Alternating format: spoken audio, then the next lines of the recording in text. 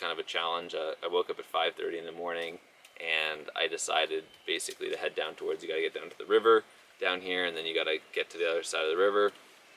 And so I ended up having to hop a couple fences because at like 5:30 in the morning, 6 o'clock in the morning, there was nobody at these campsites that were close up against the river, but they're all private property.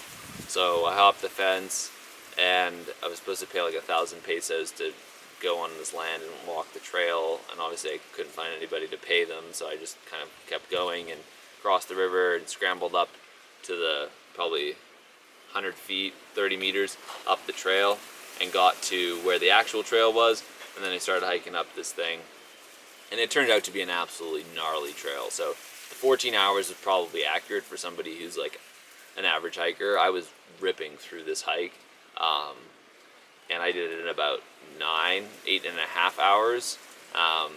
Got through all of the elevation gain before the sun had hit the slope that I was on the first part, which was about, I think I did 1,200 meters of elevation gain in the first few hours. It was literally like straight vertical once you had rounded this edge and gotten up to a couple key markers, but then once you got up to the ridge line and you're doing the extra 600 meters of elevation gain after that, so the whole thing ended up being about 1,800 meters elevation gain up to a 3,000 meter peak.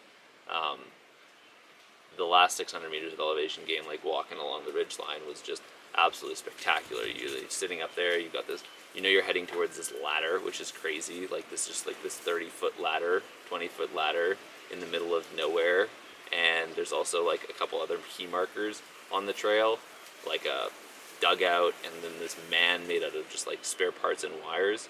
So you kind of go from one to the next, and then by the time I got to the top of the hill, it was like 11:30. It was like 25 degrees, and I turned around and I was like, holy crap, there's no way I was going to be able to turn around.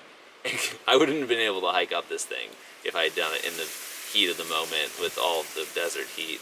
So I was really happy I got up there, and then once I got back down, I hung out down by the river for a bit, and this horse came up to me and was just literally like sitting beside me, hanging out with this horse, with my feet in the river.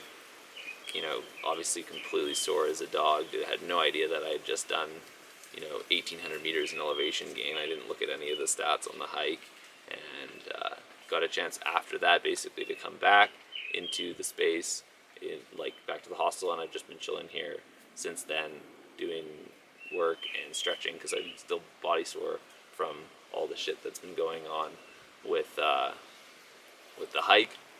And then so I've been hanging out here for a few days, and then I finally got out to a little bit deeper into the valley yesterday, and I went and did a Pisco tour at one of the distilleries down in the valley and sampled some Pisco, which was fun.